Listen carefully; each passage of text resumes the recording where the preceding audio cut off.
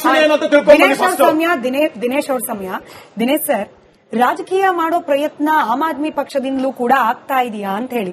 ಅರವಿಂದ್ ಕೇಜ್ರಿವಾಲ್ ಅವರು ಪ್ರಾಣ ಪ್ರತಿಷ್ಠೆ ಸಂದರ್ಭದಲ್ಲಿ ಅವರ ಪ್ರತಿಕ್ರಿಯೆಗಳು ಯಾವ ರೀತಿ ಇತ್ತು? ಆಯ್ತು, ತಂದೆ ತಾಯಿಗೆ ಆಸೆ ಇತ್ತು ರಾಮ ಮಂದಿರ ನೋಡ್ಲಿಕ್ಕೆ ಅಂತ ಹೇಳಿ ಒಂದು ಬಾರಿ ಹೋಗಿದ್ರು ಅನ್ನೋದನ್ನ ಹೊರತುಪಡಿಸಿದ್ರೆ, ಅವರೊಬ್ಬ ರಾಜಕೀಯ ಪ್ರತಿನಿಧಿಯಾಗಿ, ಜನರ ಪ್ರತಿನಿಧಿಯಾಗಿ ರಾಮ ಮಂದಿರದ ಬಗ್ಗೆ ಅವ್ರಿಗಿದ್ದ ನಿಲುವೇನು? ಈಗ ಯಾವಾಗ ಅವ್ಯವಹಾರ ಆಗಿದೆ ಅನ್ನೋ ಆರೋಪ ಕೇಳೋಕ್ ಸಿಕ್ತು, ತಕ್ಷಣಕ್ಕೆ ಹನುಮಾನ್ ಗಡಿಗೆ ಹೋಗೋದೇನು, ಅಲ್ಲಿ ದರ್ಶನ ಪಡ್ಕೊಳ್ಳೋದೇನು, ರಾಮನ್ ದರ್ಶನ ಅಂದ್ರೆ ಇದನ್ನ ನೋಡಿದವ್ರಿಗೆ ಅರವಿಂದ್ ಕೇಜ್ರಿವಾಲ್ ಅವರು ಕೂಡ ಇದ್ರಲ್ಲಿ ರಾಜಕೀಯ ಮಾಡ್ಲಿಕ್ಕೆ ಹೊರಟಿದ್ದಾರೆ ಅನ್ನೋ ಅನುಮಾನ ಬರೋದು ಸಹಜ. ಹೌದಾ ಅಂತ ಹೇಳಿ ನಿಮ್ಮನ್ನ ಕೇಳ್ತೀನಿ. ಇವತ್ತು ಏನಾಗಿದೆ ಅಂದ್ರೆ, ಹಣ್ಣು ತಿಂದವನು ತಪ್ಪಿಸ್ಕೊಂಡ, ಸಿಪ್ಪೆ ತಿಂದವನು ತಗಲಾಕಂಡ, ಆ ಪರಿಸ್ಥಿತಿಗೆ ಈಗ ರಾಮ ಮಂದಿರ ಆಗಿದೆ. ಏನಕ್ಕೆ ಅರವಿಂದ್ ಕೇಜ್ರಿವಾಲ್ ಅವರು ಏನು ಜನವರಿನಲ್ಲಿ ನೀವು ಏನು ರಾಮ ಮಂದಿರ ಪ್ರಾಣ ಪ್ರತಿಷ್ಠಾಪನೆ ಆಯ್ತು, ಅವ್ರು ಫೆಬ್ರವರಿಲಿ ಹೋದ್ರು ಅಷ್ಟೇ, ಒಂದು ತಿಂಗಳು ಲೇಟ್ ಆಗಿ ಹೋದ್ರು ಅಷ್ಟೇ. ಅವ್ರವ್ರ ಕಾರ್ಯಗಳೇನಿರ್ತಾವ ಅದ್ರ ಮೇಲೆ ಅಷ್ಟೇ. ಅದಕ್ಕೋಸ್ಕರ ಹಂಗಂದ್ರೆ ಅರವಿಂದ್ ಕೇಜ್ರಿವಾಲ್ ಹಿಂದೂ ಅಲ್ವಾ?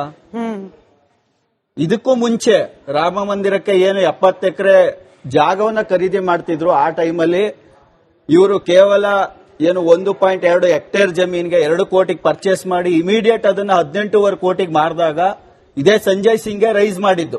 ಚಂಪತ್ ರಾಯ್ ವಿರುದ್ಧ ಇದೇ ಸಂಜಯ್ ಸಿಂಗ್ ರೈಸ್ ಮಾಡಿ ಇದು ಅವ್ಯವಹಾರ ನಡೀತಾ ಇದೆ ರಾಮ ಮಂದಿರದಲ್ಲಿ ಅಂತ ಅವತ್ತೇ ಹೇಳಿದ್ರು.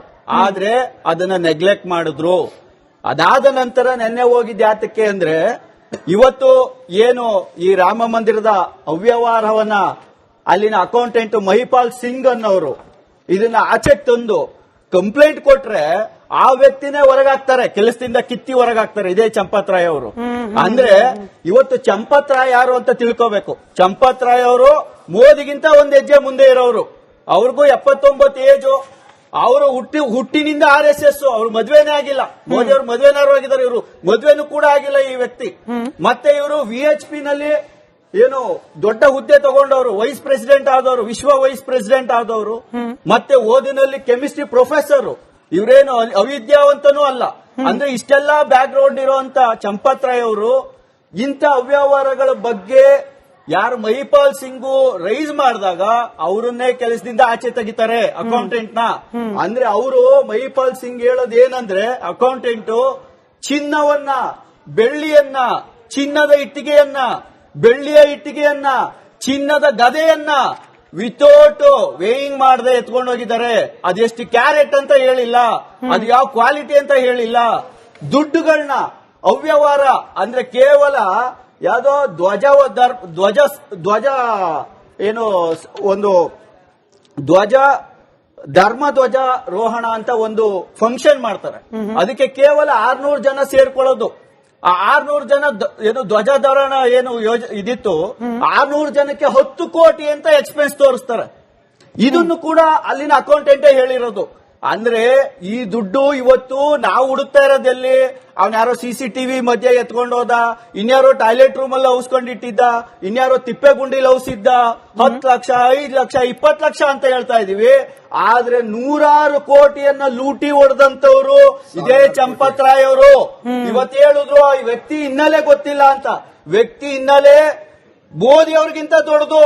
ಅವ್ರಿಗೆ ಹೆಂಡತಿ ಇಲ್ಲ, ಮಕ್ಕಳಿಲ್ಲ, ಹುಟ್ಟುತ್ತಾನೆ RSS ವ್ಯಕ್ತಿ, ಹುಟ್ಟುತ್ತಾನೆ VHP ಪಕ್ಷ. ನಿಮ್ಮ ಪ್ರಕಾರ ಇವ್ರ ಅಕೌಂಟಿಗೆ ದುಡ್ಡು ಹೋಗ್ತಾ ಇದೆ. ಆಮೇಲೆ ಈ ದುಡ್ಡುಗಳನ್ನ ಮತ್ತೆ ಇಲ್ಲಿಗಲ್ ಆಗಿ ಲ್ಯಾಂಡ್ ಖರೀದಿ ಮಾಡಬೇಕಾದ್ರೂ ಕೂಡ ಸಂಜಯ್ ಸಿಂಗ್ ಇದನ್ನು ರೈಸ್ ಮಾಡಿದ್ದಾರೆ. ಇದನ್ನ ಯಾವುದನ್ನು ಕನ್ಸಿಡರ್ ಮಾಡಿಲ್ಲ. ಪ್ರಧಾನಮಂತ್ರಿ ಆಫೀಸ್ಗೆ ಕಂಪ್ಲೇಂಟ್ ಮಾಡಿದ್ದಾರೆ, ಅವಾಗ್ಲೂ ತಗೊಂಡಿಲ್ಲ. ಯೋಗಿ ಆದಿತ್ಯನಾಥ್ ಅವ್ರಿಗೂ ಕಂಪ್ಲೇಂಟ್ ಮಾಡಿದ್ದಾರೆ, ಅವಾಗ್ಲೂ ತಗೊಂಡಿಲ್ಲ. ಯಾವಾಗ ಸೋಷಿಯಲ್ ಮೀಡಿಯಾದಲ್ಲಿ ತುಂಬಾ ಪ್ರೆಷರ್ ಕ್ರಿಯೇಟ್ ಆಯ್ತು, ಅವಾಗಷ್ಟೇ ಇದನ್ನ FIR ಕ್ರಿಯೇಟ್ ಮಾಡ್ತಾರೆ 15 ದಿವಸಗಳ ನಂತರ. ಇಲ್ಲಿಗೆ ಅರ್ಥ ಆಗೋದು ಏನಂದ್ರೆ, ಇವತ್ತು ಗಳಿಗೆ ಸಿದ್ಧ ಒಳಗೆ ಮೆದ್ದ ಅಂತ ದೊಡ್ಡವರು ಹಣ್ಣು ತಿಂದವರೆಲ್ಲ ತಪ್ಪಿಸ್ಕೋಬಿಟ್ಟು ಇವತ್ತು ಕೆಳ ಹಂತದವ್ರನ್ನ ಹಿಡಿದು ಅವ್ರನ್ನ ತೋರಿಸ್ತಾ ಇದ್ದಾರೆ. ಅಲ್ಲಿಗೆ ರಾಮನ ಹಣವನ್ನ ತಿಂದಿದ್ದು ಎಲ್ಲಿಗೋಯ್ತು? ಇವತ್ತು ಸಂಜಯ್ ಸಿಂಗ್ ಅವ್ರು ಕೇಳಿದ್ರು, ಏನು ಅಯೋಧ್ಯೆಯಿಂದ ನಾಗಪುರಕ್ಕೆ ಏನಾರು ಇದನ್ನ ಎಕ್ಸ್ಪ್ರೆಸ್ ವೇ ಮಾಡಿಕೊಂಡು ತುಂಬಿಕೊಂಡು ಹೋಗಿದ್ದೀರಾ ಅಂತದೇ ಕೇಳಿದ್ದಾರೆ. ನಾನು ಹೇಳ್ತಾ ಇರೋದು, ಇಷ್ಟು ಹಣ ಇವತ್ತು 100 ಕೋಟಿ ಅಲ್ಲ, ಇದು 1000 ಕೋಟಿನೂ ಆಗಿರ್ಬೋದು. ಯಾಕಂದ್ರೆ ಒಂದೊಂದು ದಿವಸಕ್ಕೆ 3 ಕೋಟಿ 4 ಕೋಟಿ 5 ಕೋಟಿ ತರ ಕಲೆಕ್ಷನ್ ಆಗಿದೆ. Correct. ಈ ದುಡ್ಡುಗಳು ಎಲ್ಲೋಗಿದೆ? ಇದಕ್ಕೆ ಅಕೌಂಟಬಿಲಿಟಿ ಇಲ್ಲ. ಈಗ ನಾನ್ ಮತ್ತೆ ಇನ್ನ ಮೇಡಮ್ ನಿಮ್ಗೆ ಪ್ರಶ್ನೆ ಸುಮಾರು 30,000 ರಸೀದಿಗಳನ್ನ ಹರಿದಿಲ್ವಂತೆ. 30,000 ರಸೀದಿಗಳು. ಅದರಲ್ಲಿ ಉದ್ಭವ್ ಠಾಕ್ರೆ ಅವರು ರಾಮನ ಹೆಸರಲ್ಲಿ ಯಾರೇ ದುಡ್ಡು ತಿಂದಿದ್ರು ಕೂಡ ಅವರಿಗೆ ತಕ್ಕ ಶಿಕ್ಷೆ ಆಗ್ಬೇಕು. ಆ ಶಿಕ್ಷೆ ಎಂತದ್ದಾಗಬೇಕು ಅನ್ನೋದ್ರ ಬಗ್ಗೆನೂ ಕೂಡ ಪ್ರತ್ಯೇಕವಾಗಿ ಚರ್ಚೆ ಮಾಡೋಣ. ಬಟ್ ನಾನು ರಘು ದೊಡ್ಡೇರಿ ಅವರಿಗೆ ಕೇಳಿದ ಪ್ರಶ್ನೆನೇ ಎಕ್ಸ್ಟೆಂಡ್ ಮಾಡಿ ನಿಮಗೆ ಕೇಳ್ತಿದ್ದೀನಿ. ಅದಾದ್ಮೇಲೆ ರಘು ದೊಡ್ಡೇರಿ ಅವರು ಉತ್ತರ ಕೊಡ್ಲಿ ಇದಕ್ಕೆ. ದಿನೇಶ್ ಸರ್, ನಿಜ ದೇವರ ಹೆಸರಲ್ಲಿ ದುಡ್ಡು ಮಾಡಿಕೊಂಡು ರಾಜಕೀಯ ಲಾಭ ಪಡ್ಕೊಳ್ತಿರಬಹುದು ಅನ್ನೋ ಅನುಮಾನ, ಅಂದ್ರೆ ನಾಗ್ಪುರದಿಂದ ಬಿಜೆಪಿ, ಇಂಥ ಅನುಮಾನಗಳು ಕೇವಲ ನಿಮಗ್ ಮಾತ್ರವಲ್ಲ, ವಿರೋಧ ಪಕ್ಷದಲ್ಲಿ ಕೂತಿರೋ ಅನೇಕ ಪಕ್ಷದ ನಾಯಕರಿಗೆ ಬಂದಿದೆ. ನಿಜವೇ ಈಗ ಅಯೋಧ್ಯೆ ವಿಚಾರದಲ್ಲಿ ಇಂಥ ಪ್ರಶ್ನೆಗಳು ಬರ್ತಿರುವಾಗ ಕೇರಳದ ಅಯ್ಯಪ್ಪ ಸನ್ನಿಧಿಯಲ್ಲಿ ಚಿನ್ನ ಕಳುವಾದಾಗ ಯಾವ್ಯಾವ ರಾಜಕೀಯ ಪಕ್ಷ ಲಾಭ ಮಾಡ್ಕೊಳ್ತು? ಪ್ರಶ್ನೆ ಯಾಕೆ ಕೇಳಿಲ್ಲ ಆಮ್ ಆದ್ಮಿ ಪಕ್ಷದವರು?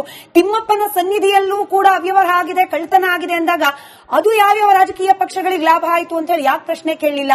ಅಲ್ಲಿರೋದು ಬಿಜೆಪಿ, ಅಲ್ಲಿರೋದು ಯೋಗಿ, ಮೇಲಿರೋದು ಮೋದಿ ಅನ್ನೋದು ಮಾತ್ರನ ಈ ಪ್ರಶ್ನೆ ಕೇಳೋದ್ರ ಹಿಂದಿರುವ ಉದ್ದೇಶ ಅಂತ? ಇಲ್ಲ, ಯಾಕಂದ್ರೆ ಕೇರಳದಲ್ಲಾದಾಗ ಅಲ್ಲಿರುವಂತ ಪಕ್ಷಗಳು ಅದರ ವಿರುದ್ಧ ತಿರುಗು ಬಿದ್ದವೋ. ನಾವು ಕೇಳ್ತೀವಿ, ಅಲ್ಲಿನ ಲೋಕಲ್ ಆಗಿ ಆಮ್ ಆದ್ಮಿ ಪಕ್ಷ ಇದನ್ನ ರೈಸ್ ಮಾಡಿದೆ, ಲೋಕಲ್ ಆಗಿ ರೈಸ್ ಮಾಡಿದೆ. ಬಟ್ ನಾವ್ ಹೇಳೋದು ಅಲ್ಲಿಗೆ ಇಡಿ ಸಿಬಿಐ ಬಿಡ್ತೀರಾ, ಅವನ್ನೆಲ್ಲ ಅರೆಸ್ಟ್ ಮಾಡ್ತೀರಾ. ಇಲ್ಲಿ ಯಾಕೆ ಇಡಿ ಸಿಬಿಐ ಹೋಗಿಲ್ಲ? ಕೇರಳಕ್ಕೆ ಇಡಿ ಸಿಬಿಐ ಬಿಡ್ತೀರಾ, ಇಲ್ಲಾಕೆ ಇಡಿ ಸಿಬಿಐ ಬಿಡಲ್ಲ? ಇಲ್ಲಾಕೆ ಯಾರನ್ನು ಇಡಿ ಸಿಬಿಐ ಅರೆಸ್ಟ್ ಮಾಡಿಲ್ಲ?